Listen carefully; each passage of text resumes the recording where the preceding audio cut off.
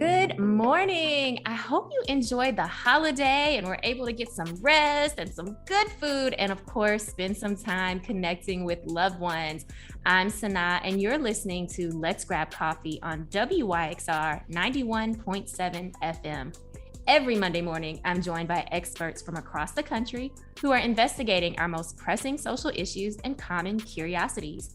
Over the next hour, you'll learn about their inspirations, motivations, and of course, what they know about the world around us. So grab that cup of coffee and get ready for a fun and insightful conversation.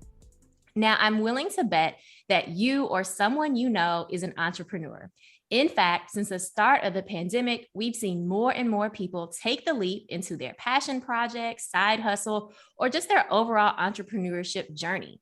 Women started over 1,800 net new businesses every day last year, with 64% of new women-owned businesses started by women of color. Overall, the US has 12.3 million women-owned businesses, which generate $1.8 trillion a year. But what does it take to start and maintain a successful business? To dive deeper into entrepreneurship and mindset and some of the strategies you need, today I'm joined by Natasha Hemingway. Natasha Hemingway is a corporate and entrepreneurial-based sales coach and speaker, and the creator of the Heart Not Hustle, a coaching firm founded with an aim to help corporations and entrepreneurs find and focus on the deeper meaning behind their business motivation and sales message. She helps corporations and entrepreneurs master their authentic sales process and sales strategy, achieve meaningful success, and maximize their sales wins by bringing the heart, not the hustle. Natasha spent over 16 years as a successful sales professional with a Fortune 500 company and held a corporate role as a senior territory sales manager prior to the personal tragedy that led her on a life-altering path to redefine her own success and joy. After leaving the corporate world, she found a heart for corporations and entrepreneurs looking to garner their gifts and passions to create their own businesses. Good morning, Natasha, and welcome to the show. Good morning. I am so honored to be here. Thank you for having me, Sanaa. I'm super, super excited to be here. Yes, I am so excited to have you here because I know you have such a compelling story, and also because you have such a big heart for entrepreneurs, and of course, a whole strategy that actually helps entrepreneurs do the work of their business with heart, not hustle. And so it is an honor to have you here with us this morning. I am excited to be here. I always say this, I never take it for granted when I have an opportunity to talk about what I get to do, and the people and the type of clients or corporations that I get to do it with when it comes to sales. Because a lot of people don't like sales, like they hate it, they don't like it, it makes them uncomfortable. And I'm like, I'm going to change your mind. I'm going to change your mind. I'm going to make you love it. And really teaching people how to do it from a place of heart, not hustle. And then because then their impact and their influence is that much greater. So in regard, and then the sales, it comes, but you have to also have the process and the strategy and all those things. So I'm always honored. So I'm honored to be on your show. Yes. And I love this idea. I mean, you touch on so many things right there. Like people have this kind of icky attitude towards sales, even though it's definitely a part of all of our professions. Even if we Yes. don't think of ourselves as entrepreneurs, that sales part is still present. Yes.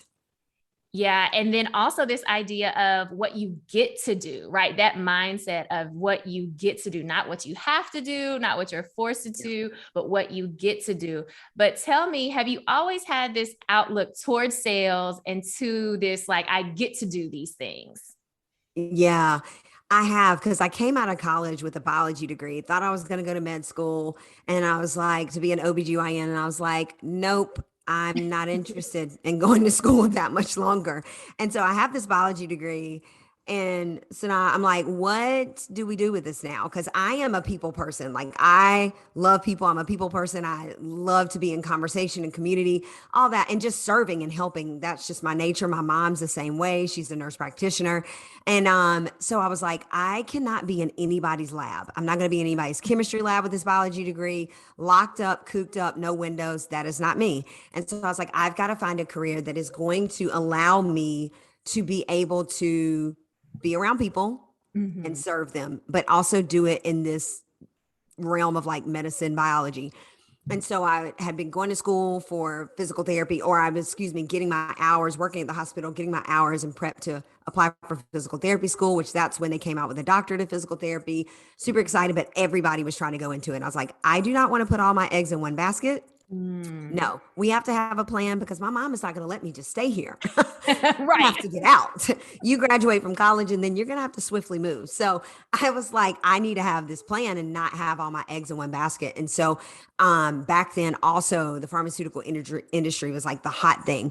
And so, not that point, it was a lot of, I'll be honest, a lot of white male pharmacists. They Mm. were the ones who were hired, brought into pharmaceutical sales, and it certainly was not African American females. So being a double minority, I was like, I don't care. I'm that's where I want to be. It's a great opportunity, and it meshed both of my passions. Being able to help people, serve people, being around people, and communicating, and also it allowed me to use my biology degree. Mhm. And so I was like, this is the perfect marry, but I'm like, it is a sweet chance that I can really get into this industry. And I just said, I prayed and I was like, literally, God, whatever you want me to do, whatever one comes first, that's where I'll know where I'm supposed to be and go. Mhm. And that job literally came and I was blown away that it happened. And I moved and I never looked back since. So I spent 8 years in pharmaceutical sales and got promoted there to territory manager. And then I spent 8 years in medical device sales, which is a whole different beast, grind, way faster, way more intense, way more money. Um, but it was a grind. It was a Mhm. grind. And so all I've done is sales. And so I always say it like this. I tell my clients all the time, I talk about it on Instagram because I'm constantly sharing tips daily, is that, sales honestly is just serving. But we Mhm. get it twisted. We're like, we get caught up in like, oh my gosh, I'm taking something from somebody. It's manipulative, it's pushy, it's icky. I don't want to bother people. And, nobody will pay me for that. And I'm like, no, actually, the minute you start flipping in your mind that sales is actually serving someone, you are providing a solution to someone, you are helping them. And the minute you start seeing that, which takes time, right? I have Mhm. to coach people through it, but that's the way I saw it. And it was that way from the beginning. And yes, you have the pressure of quotas and expectations and numbers when you're in corporate sales. But it's like when you do it from a place where you are more concerned with the person that you are there to serve versus your numbers, your quota, your money, and your bank, the quicker connections happen, the quicker referrals come, partnerships with, physicians and practices that I work with, they just naturally happen. And that makes it easier for you to hit your goals. And so it's the same approach, but don't get me wrong. Like I messed it up. Like coming Mhm. out of college, coming into sales and being under that kind of pressure and stress, I know what following scripts and trying to do it by the book and not being authentic, it gets you nowhere. Like I've been there. So I told people, I'm like, listen, I messed up too. Like I messed up too, right? But I quickly Mhm. started to understand. I'm like, no, this actually isn't how this works. And so it's taking those principles that I learned and the mistakes that I've learned and actually applying that and helping entrepreneurs and corporations and businesses understand the same thing, but really going deeper of understanding like it's not enough to be passionate about your business. You must also be profitable. Mm. Like selling with heart, not hustle is just not about like, oh my gosh, I love my business. No, there has to be a process and a strategy that backs that up that's coupled with that heart, not hustle. And then that's where the money, the sales, and the stuff come from. So that is kind of like all encompassing a little bit of like how I got here and like why I'm so focused on helping people understand sales and Mhm. sales process and strategy and how you get to build it in your business from a different outlook and lens. So I love, just listening to you already so far this morning, y'all. So many gems already. Because what I hear is this whole mindset shift. Even when you first started, when we got, together this morning, you said, I get to. And then when we're yeah. thinking about sales, it's about serving, right? And so these mindset shifts that really put you in a different place to then approach your business with a stronger foundation and to be able to Yes. make it, like you said, profitable. Because we love to talk about the passion, right? My passion project, or even Oh that I yeah. feel, that I'm made for this particular job and feeling passionate or purposed is wonderful. But if it is a business, there is that profit side, that business Love. acumen. Yes. I say it all the time. I'm like, a business is the definition of business is a selling of goods or services. You must. I mean, like, I tell people, I'm like, period. Like, you have to be focused. It's a foundational piece. But I'll back up and add on to something that you said is that mindset is everything. I tell my clients, whether it's a consulting client, their business corporation, small business, whatever, or a one-on-one client, I'm like, listen, your mindset, it's never absent from what you do. Like it's always involved. And you can have the best laid sales process strategy, love your business, but your mindset be horrible there, or being an entrepreneur that has a lack of self-awareness, like those things will hold you back because it comes through the filter of the mind.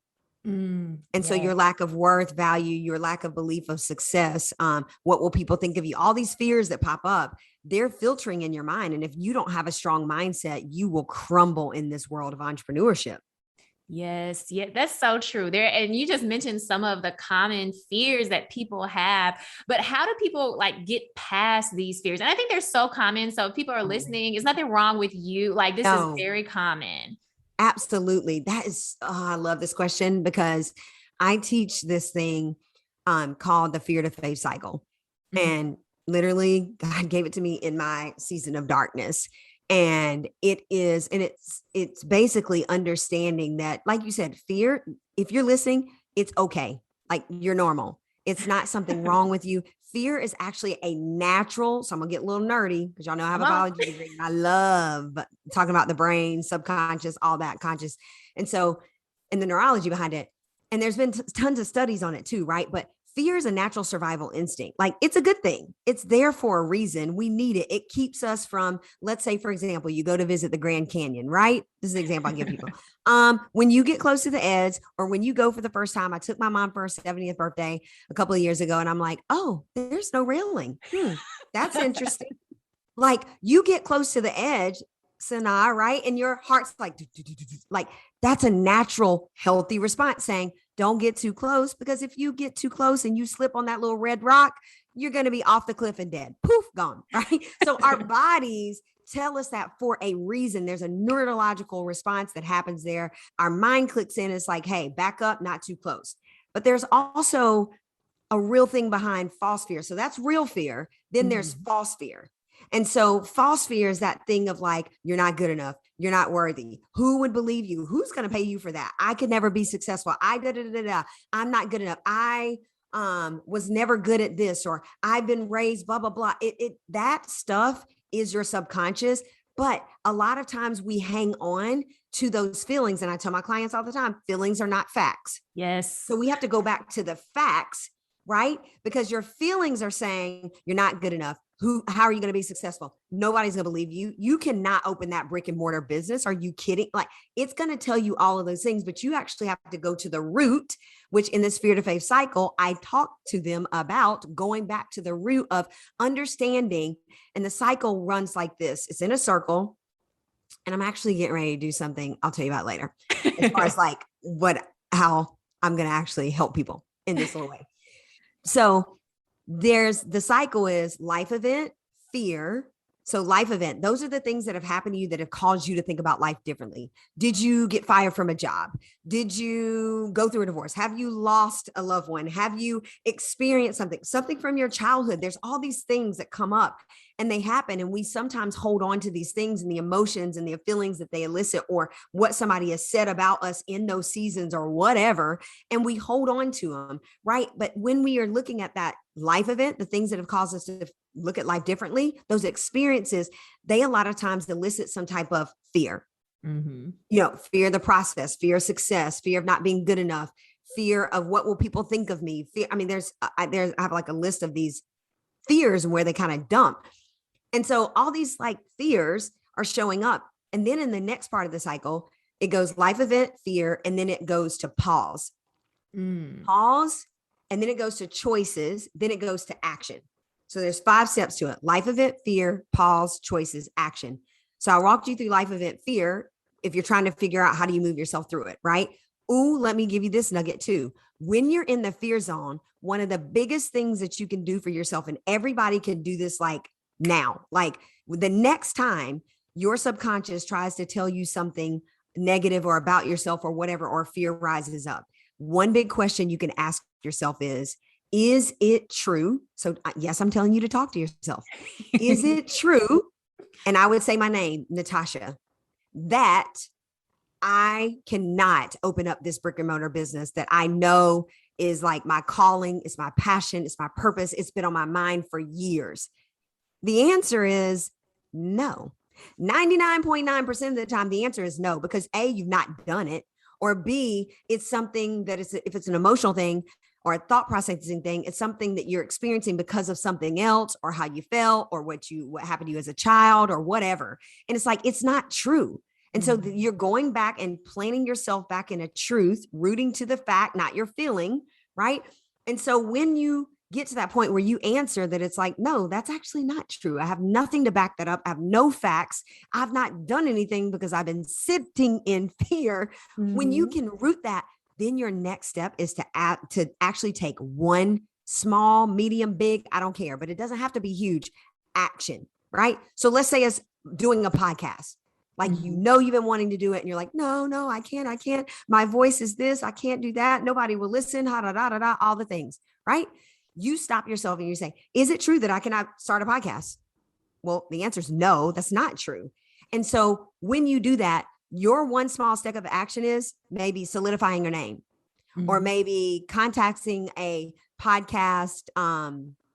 What is it? The people who will like help you editor or whoever, or maybe it's calling a friend and saying, okay, here's the name of the podcast and I want to launch it by this date. Hold me accountable. It can be any type of action, but what you're doing is you are rewiring your brain to stop taking this trip down this neural pathway of, I'm not good enough. I can't do it. My voice, this, I could never build a podcast, whatever it is. So you're breaking that and you're starting to reset that neural pathway to start thinking in a different way. Because you're like, I did it, because there's a response that happens behind that. I told myself, yes, I can. I pushed past it. I realized that's not fact. I've now put myself accountable and actually am a little bit nervous and I'm a little bit fearful, but I'm excited. Yeah. Right. And so then pause comes into play, which is all about, how can I take my power back? Pause, because you never want to make choices, which comes next, from a place of you never want to make it from fear. You want to make it from truth. Yeah. So choice is all about, how can I make choices from a place of truth and not fear? And then action is then actually going and getting something done. Right. And so that's how I tell people, that's how I learned how to move through my fear. When I felt like all these things were happening. We lost our full-term son. I got pushed out of this job that I busted my tail to get, promoted, and it was like a 2-year promotion where you have to have 8 quarters consecutively of like 100% or better sales quota, right? You have to meet your number 100% or better for 8 quarters consecutively. Wow. That's 2 years. And if you miss literally a quarter, you start over. Clock starts, right? And that, in the midst of being in that run for that, losing our full-term son, dropping a quarter, starting over, getting pregnant again, being worried, paranoid, going to grief counseling while I'm carrying this new, like all the things I was in, and then getting pushed out of then getting promoted, and then being pushed out of my job a couple of months after that. Like, I tell people, don't get it twisted. Don't go to my Instagram and be like, or my website and be like, oh my gosh. No, no, I'm always about authenticity, transparency, and integrity. Those are my values in my life, my business. And even when I show up on somebody's platform, right? We can't help people if we're not being honest. And so that's why I share all of that. And I'm so open for you guys to understand, like, there's no magic sauce to busting through fears. You got to do the work, but sometimes people don't even know where to begin. Yeah. Sanaa, right? They don't even know where to begin. And so I'm big on that. And that's what I tell my clients. I'm like, listen, this is not transactional. This is a relationship. When you come in with me, I care about you. We're going to work on your mindset, your process, all the things. Yes. But that's why all of the work you do is so impactful. And that's why the strategies and the processes that you've created work because you've had the experiences, you've been there. It's not just your mind saying, oh, this would work, or you've actually lived it. So and you know what people feel like when they're going through these different highs and lows. And so you can empathize in a different way than someone who maybe has just been, super successful the whole time. And they're just thinking, how can I, put some program together? So that's the difference. As you mentioned, like the authenticity piece is key for you in your coaching, but also for your clients as well. And that's how you're able to bring that out. What I love is this whole idea of heart, not hustle. I think it really encapsulates, the authenticity, the transparency, and the integrity that you spoke about, but also this idea of moving away from hustle. Let's take a quick break. You're listening to Let's Grab Coffee on WYXR 91.7 FM. I'm Sanaa, and I'm here with sales coach Natasha Hemingway. I feel like we are definitely in the hustle culture, but I feel like we lose so much when you're trying to hustle, or I'm on my hustle. And I don't even like that. I know it, but you know what? It annoys me, but I see how people get so caught up. It's so easy to do it because I was just talking to one of my consulting clients, and we were talking about her experience and how she came into business and how she's built this multi-million-dollar business, and her parents and what she comes from. And we were talking about the era of like her parents building a business versus the era of like what we're building a business in. It's just different. And I think with social media, that it plays a humongous part because, junk in, junk out. Right. Yeah. And so we're consuming so much and you're being hit over the head so much, and you have to have strong discipline. And, I went through that this year where I'm like, whoa, we got to recalibrate. And God was like, no, we're going to have to talk about this again. Surrender. I thought you learned your lesson, girl, but we're going to have to come back to that. Listen, it's my word. It's like my lesson, my word all the time. And really understanding rest. Yes. Rest.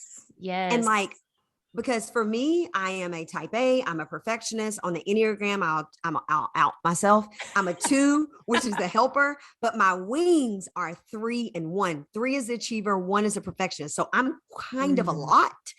So I'm very driven. I am all in.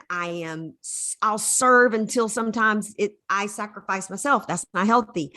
But with that said, it can be very easy to be like, even when the hustle is for good, it still can be out of alignment. And that I'm like, Lord, I'm like out here helping, serving, showing up, but is that out of alignment? Absolutely. Because that's not what we were built or designed to do or be. It's not. And really, when you sit down and start getting honest with yourself and saying like, why am I doing what I'm doing? What really matters to me? What do I really want? And are these things that I really want, ultimately, these goals, are the things that I'm doing aligned with those things? Yes. Like you have to, I did some work with a consultant this year where I just had a couple of deep dives, and it's really getting into really understanding and identifying your success DNA. Yes. Like letting go of all the things you think you should be doing that's going to get you to this blah, blah, blah number. And it's like, no, but what if we actually let go of stuff you think you should be doing and focus on the stuff you really want to do? And then actually figuring out how to actually really bring that to life and let that be the thing that makes money and drives. And it's, I could talk for days about hustle culture and rest. If I can drop a book in here, a book that shifted me, two books I've held on to this year that have been huge because I love reading and listening. One is Present Over Perfect. Present Over Perfect. It talks about that success, hustle culture, all of that. And the other one is Who Not How. Every single business owner needs to go get that book. Every business owner needs to get that book. And it is, those two things have shifted me and reminded me as God has been bringing me through the season of really coming back to like really understanding what rest is and not going after hustle, but really being intentional in my movements and also being responsible as a CEO. Like you also have other contractors or employees that you're dragging through that same thing, Yes. right? Like, no, that's not fair to them. And don't get me wrong, there's going to be seasons, because I went through a big season of rest in my business this year. And I was like, I don't understand, God. Like, can we keep going? We're on a mission. Let's go. Like, we ain't got time to be resting and waiting. Now's the season. No. But let me tell you what, when you're obedient, when you surrender and you're obedient, the fruit is on the other side of your obedience. And let me tell you, right now, I am in a season of swift acceleration, Sanaa, swift acceleration.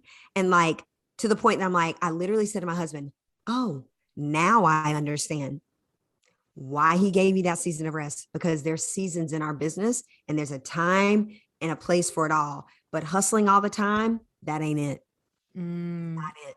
Yes, that is so important for people to hear, whether you're an entrepreneur or thinking about entrepreneurship, understanding that just like any other aspect of your life or in the natural world, there are seasons, that rest is important. It is vital. It cannot be denied or delayed. I always like to say, take the break before the break takes you. Oh, that's good. Look, because the break that takes you, you won't enjoy. No. And it takes longer to recover from the break. Yes. That's Yes. good. So that's so important. So I'm glad to hear that you have been able to take some rest, even if it was kind of kicking and screaming a little bit, but to take it, because I think, as you kind of allude to, that sets up your foundation for that next season where it is high volume, where you are finding yourself expanding in ways that you didn't anticipate or couldn't have planned for. So it's so important to have those foundations set. And I think part of that is, as you mentioned, to kind of take it back to where we started, was thinking about your sales process, but also thinking about that mindset really around sales, of transforming your mindset around what sales are and how you should approach them. So I'm wondering if you could share some tips for making that mindset shift around sales. Yeah. Yeah. I think the first thing that I always say is really understanding that sales is serving. It's not being pushy, manipulative, aggressive, or thinking nobody wants your product. That has nothing to do with it. That's just your feelings. But Mhm. again, feelings are not facts. I think when you shift your mindset, you have to understand why you built the business, right? You're building the business to bring a solution or joy or a product or whatever to someone that needs it, right? And so you are, by way, when you sell, you are serving them. Okay. And I think also too, what's really important is that people understand you have a responsibility as well, right? As a business owner, your mindset shift is, I have a solution that people need, or I have something that sparks or brings joy, or that makes somebody's life more convenient, or that it's a service that's going to actually meet a need or be an end game to a it's like knowing that, right? And so when you think about that, selling with heart, not hustle, is not like I said earlier, like, oh, I just love my business, make a heart sign like I am right now. Which is great. Like, no, I'm like, it's not enough to be passionate. You also have to be profitable. But selling with heart, not hustle, is not just about the way that you go about doing it, but it's also understanding that having a heart for the people that you are called to serve, meaning your customers and your clients, they should be at the center of everything you do, all of your decisions, how you show up for them, how you meet their needs. Like, you should know them in and out, because without customers and clients, we don't have a business. And Mhm. so the minute you start putting them at the forefront of your mind, man, if I don't show up, I leave them hanging. Yeah. Like, if I don't show up in my business and serve them and impact them in this way, and I don't care if it's a flower business. I honestly, I don't care. I don't care if you do hair, you're a cosmetologist, or it's flowers. I mean, y'all, I've worked with people from being, male construction owners, basketball skills training, male like CEOs. I've worked with businesses, companies, solo entrepreneurs, female. It doesn't matter. Like, the core of it and how you do it still does not change. And it's literally, is the customer and the client. I was just talking about this on a consulting call, a strategy call last Thursday. I'm like, first of all, is getting to the root of, like, is the customer and the client at the center of what we're doing and the decisions we're making? Because Mhm. your process and your strategy will be set up to serve them. right? And so when we do that and we have a process and a strategy, process is rinse and repeat, strategy is how we go get it and we execute, the money comes.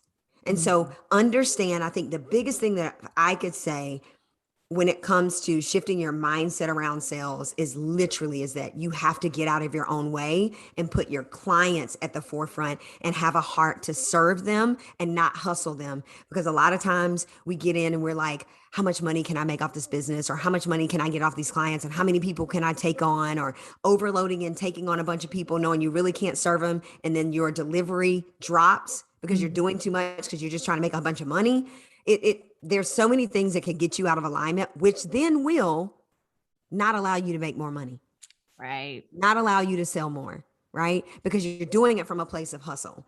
And so um when people can see that and flip that in their mind, it's like, wow, my business is purposeful, it's impactful, it's meant to influence. And if I don't show up, wow, they don't get me. They Mhm. don't get me because everybody's not your client or customer, right? Like my client and customer, they're specific type of people, right? I'm not meant to serve everybody, but there's another sales coach that's meant to serve those other subset of people and there's enough room for Mhm. everyone, Yes. right? But if you aren't showing up, your people who need you specifically miss out. Yes, that's so important. I mean, that piece right there, I think you've probably debunked a few different myths that entrepreneurs have, which is that their product is for everyone or their clients are everyone. And then they run themselves crazy trying to be everything to a whole lot of different everybody's, Yeah. and it doesn't work. So, That. yeah. Ooh, I say it all the time. Some of my clients literally will come back and they'll like pop in an IGDM. They're like, I had a strategy call today and I could hear you on my shoulder saying, make the main thing the main thing, make the main thing the main thing. Because when you focus on the thing that you do for the people that you serve, nobody is confused and unclear. It makes it very easy for them to gravitate to you. It makes them very easy. It makes it very easy for them to understand. Yes, Sanaa, she is my person. She has what I need. Let's talk, right? Like it's just, and when we get distracted trying to serve everybody, we serve no one well. And Mhm. we certainly don't sell them from a place of excellence. And then people are confused. They don't know what you do. It's too much. Mhm. No, you can't Yes. be everything to everybody in your business. Know who you serve and show up and do that well and deliver on what you say you're going to deliver on. And so make the main thing the main thing. Stop trying to be everything to everybody and stop trying to sell 15 million freaking products to everybody. Yes, yes. Look, y'all, gems. There are so many gems in this conversation. Let's take another break. This is Let's Grab Coffee on WYXR 91.7 FM. I'm Sanaa, joined today by sales coach and creator of the Heart Not Hustle personalized sales system, Natasha Hemingway. Now, I have a question because, I think sometimes people they put too much heart into their business and they end up underselling or pricing their product or service too low because they want to be able to help so many people. And they think the way to do that is to make it easily accessible. And Mm-hmm. so, could you talk a little bit about balancing the heart of it, right? It still is a Right. business. Yes. Remember, I said the definition of business is selling of goods or services. And I said, heart is not just saying, I love my business, I'm going to give it away. There needs to be process and strategy behind it because then profitability needs to be there so you can keep your doors open or stay online, stay in business. And those things that you just mentioned usually come from two places. One, their mindset. There's something deeper there where they don't value their business, their worth, and they just want to give stuff away. And also two is a lot of times and people don't see it that way. Sometimes they can't see it. So I tell people all the time, listen, I'm not here to chastise you or be like, you're horrible, get it together. No, there are so many people that I meet in the same exact position. I hear the same thing over and over and over and over and over, over and over and over. And so it's nothing wrong with you. You just don't know. Because also the second part of that outside of mindset is people haven't been through sales coaching. They've not had anybody or consulting where they've not had anybody guide them to help them understand or do the market research to really price yourself accordingly to understand there's integrity in business. When you discount yourself and you are over here trying to hotcake sell stuff, people don't want to gravitate towards that. Believe it or not, they're like, that doesn't even feel consistent. That feels scarce. That feels hustly. Nah, she doesn't look or feel confident. Nah, like people do not align with that stuff and they can see straight through it and they can feel it. Right. And so a lot of it, I think, is, like I said, one is mindset. Two, you really not had the coaching or the support to really understand how to build out pricing, follow up, closing. How do you run discovery calls? Or if you're an online business, how do we transition people and get them on a demo? Or how do we how do we handle them if they've abandoned the cart and we're an online business that's a product-based bit? Like there's so many things to it that people just aren't privy to. They're not aware. And I'm like, don't fault yourself. But once you know better, you can do better. And so, and I tell people, don't be out here winging it. Like go get the support, even if it's not me, because I'm not for everybody, but go get the support that you need, because people are quick. And I think this is a part of not knowing, where when people open businesses, they think about everything else under the sun. Marketing, branding, logo. If it's getting a brick and mortar, the space, the my website, the branding photos, the social media strategy, and getting on, getting publicity, all these things, literally. And then people open their doors and they're like, we're open, yay. And then nobody's coming and nobody's buying. And they're like, uh-oh, what happened?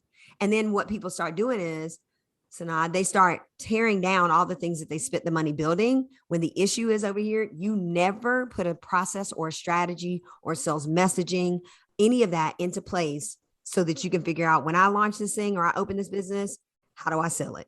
And it's a missing piece. And I get people on two ends of the spectrum. They come to me super early and they're like, I found you. I've been watching you. I'm starting this new business. Is it too early? And I'm like, no. Like, love you for even showing up this early. You are in the right place. And then I have people that come to me and they're like, well, 3 different lanes. They're like, okay, we've been winging it. We gotten pretty lucky.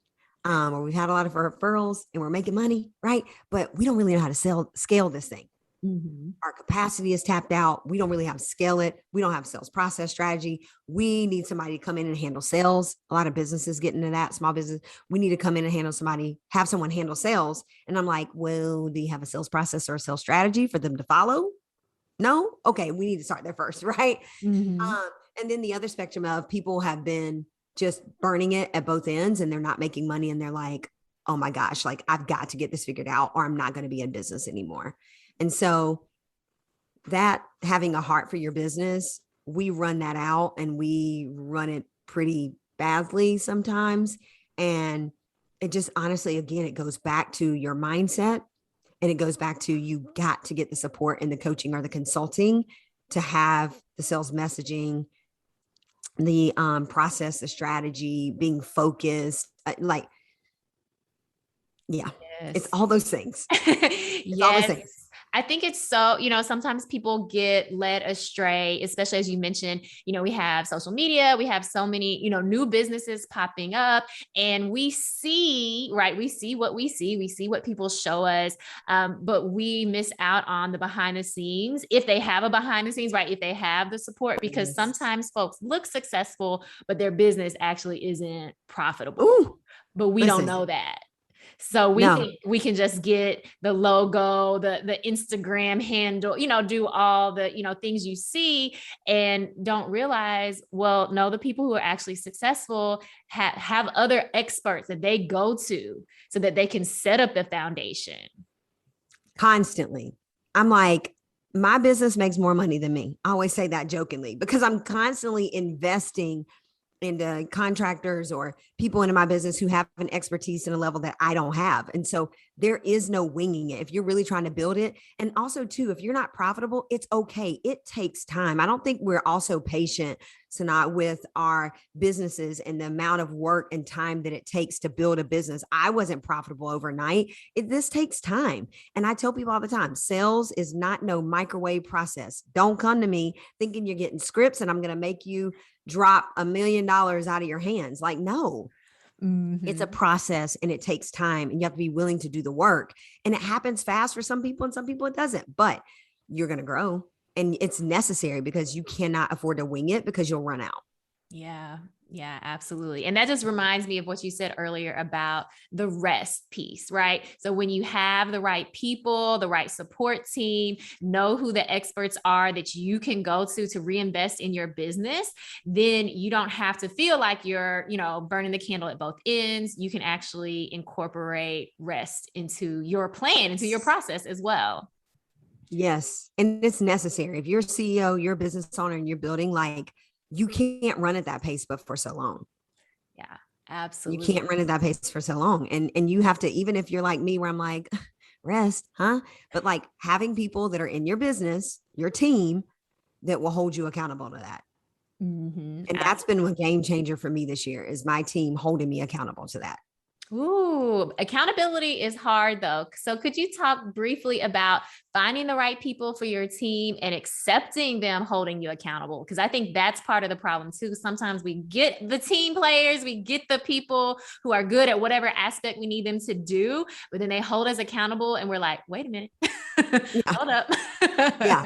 Listen, I believe as a CEO, that takes humility.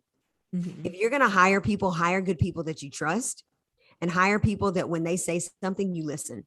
Right. And so a lot of that is, as a CEO, you need to get out of your ego. And so Ooh. the way that I see my team is, I'm like, listen, I don't care if you're my executive assistant, or if it's an OBM, online business manager, or if it's a consulting COO, or even contract people who are branding and marketing. Everybody here has a voice, and I need you to use it. I need you to use it. Hold me accountable. See my blind spots. I don't have it together.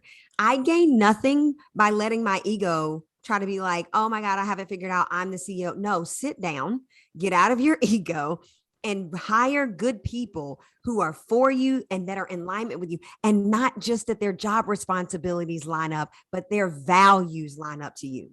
Yes. Because then you have no problem being held accountable for those people, because you know those people are there for you and your best interest, because Yes. they feel part of something bigger, and they understand if you're at the helm as a CEO and you're burnt out and worn out, or whatever the situation is, or you're not holding yourself accountable, if you're down, guess what? The team is down. The business is down. And so it's like everybody working towards that greater common good and goal of, we do this together. And I Yes. think as the CEO, I just don't know how to work. I don't operate any different. I'm like, my team is my team, and I'm nothing without my team. And we do this business together. Even when I'm like, we need to do da da da, we need to, or we're making a decision. Like sometimes they aren't even on the decision, but I'm like, it's we. Mhm. And yeah, accountability is everything, because how can I expect them to not be able to hold me accountable, but I hold them accountable? That's messy. Yes, I love what you said. It's not only the expertise, finding the people with the right expertise, but that their values align. And I think that's such a major key right there. Again, Yes. so many gems that you've shared with us this morning. And I mean, everyone listening, this just should give you a kind of insight into the type of sales coach, the type, everything that you would get if you wanted to work with Natasha. So I thank you so much. But I wanted to give you the opportunity to share with listeners if you have some upcoming events or Yeah. programs or anything. If folks are listening, they're like, yes, this is what I needed to hear. I need to get plugged in. Yeah. Um, First, I'm so excited because this is launching Monday, right? Mm-hmm. Thanksgiving week. Okay. So we're rolling in Thanksgiving week. Okay. So we're in the process of like really trying to make this happen. It's not trying, it's going to happen, but we're going to run like a Black Friday deal. And we've never, ever done it. Cause I'm very big on, like, if it doesn't feel right and it's not in alignment, it doesn't excite me, I'm not interested in selling it, Yeah. period. And if it's not going to serve people and what they need. Right. And so we're going to do this, and we're going to run a workshop so that people will be able to sign up, and it's going to be super affordable. Like, it's the lowest I've ever offered anything. Mhm. And so it'll be super affordable, and we're going to launch it next week, whatever. No, wait, I can't even keep up. Right. Okay. So this would be the week after Thanksgiving. So you Mhm. can catch this today, Cyber Monday. It will be at that point. So you'll be able to catch it. If you miss it, just reach out to me on Instagram. I'm at Natasha Hemingway, 2 M's. and say, I missed it, but I heard the podcast, and I'll figure out a way to help you. But we're going to run it. And it's basically it's going to be like a mindset workshop, and it's going to be like breaking through imposter syndrome and moving through fear. And so I'm going to coach people. They're going to get a workbook. There's like some other little surprises and things I want to do, because I'm always like, I want to do it all. My CEO is like, listen, come on. Like, we're also working on this bigger project, but we're going to have like 2 days. One will be the first week of January, one call, and it'll be a 3-hour like workshop. And then one will be in the evening. So one during the day, one in the evening. And it's all about mindset and getting people really ready to move into the new year. It's fresh. It's when we're renewing our minds and we're thinking differently and we feel different after the holidays. And so I'm super excited about that, because although it's not sales, it's something that I'm super passionate about and that I deeply believe in. I like to get nerdy with it. But my heart is also there. So it's almost like the heart work for me. Mm-hmm. So it's not about like something being high ticket or anything. And then in January, in the end of January, I'm so excited. Like, I kind of squeal about it because we've been working so hard. But we have a big launch. I was literally just shooting photos for it today, but we have a big launch. So y'all just have to stay tuned, because I'm not going to drop it, but we have a big launch coming at the end of January. And then we're working towards something else in February and March that we've never done before, at a lower price point. We are in a season of swift acceleration, and it's all about serving and impacting people and meeting them where they're at. And not just, at a higher level of like one-on-one clients consulting. Everybody can invest into that. And my heart really does. I love businesses, corporations, small businesses, one-on-one client coaching. It's my heart, it's my passion, but I also have a passion for other smaller businesses and solo entrepreneurs and really helping them, because a lot of times you need to know how to sell so you can build your business, but you don't have the funds. You don't have all of that.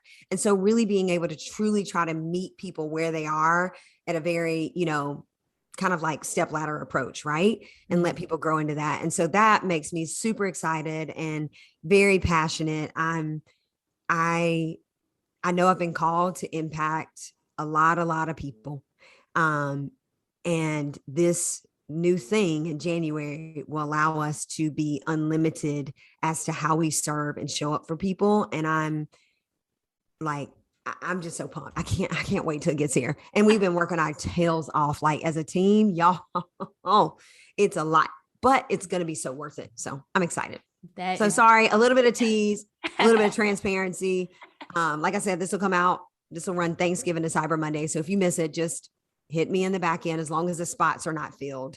And then I'll make sure you can get in a little bit late and honor that pricing point. So awesome. That's so exciting. Now, one more time, how can people find you? How can people get plugged in and connected with you? Yes. Everything is at Natasha Hemingway with 2 M's. Literally, my Instagram, my website is natashahemingway.com, 2 M's. My LinkedIn, everything is that. So you can find Instagram, Facebook. There's a free Facebook group that I have called Ambitious Entrepreneurs, Sales with Heart, Not Hustle. You can get to all those things. So, okay. Yeah. Awesome. Well, Natasha, thank you so much for being here with us this morning. It has been such a pleasure. Yeah. Thank you for doing what you do and using your platform and your voice to lead other people. I don't think podcast hosts sometimes understand, or radio hosts understand, the impact that they have, but thank you for allowing us to be able to come on and share, and allowing us to be able to honestly learn and grow from you, Suna. So, because that's an act of service with what you're doing, and people don't understand that, I think, sometimes. So I appreciate you, and I'm honored and grateful for the opportunity, and come back whenever you want me to. Thank you. You're welcome. Thank you so much to Natasha Hemingway for joining us this morning. So many gems in today's conversation. This is another one that I can't even wait to listen to the replay. Of course, you can always listen to previous shows on WYXR.org, or subscribe to Let's Grab Coffee on Apple, Spotify, or wherever you stream podcasts.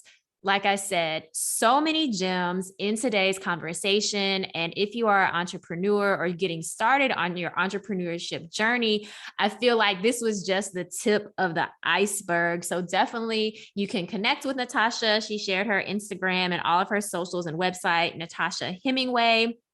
And I can't wait to see what she has rolling out next year. And of course, she mentioned that she has a current promotion that's running through today, Cyber Monday. So much. I learned so much. I'm still kind of mind blown, and I'm definitely going to marinate on everything that she shared with us this morning.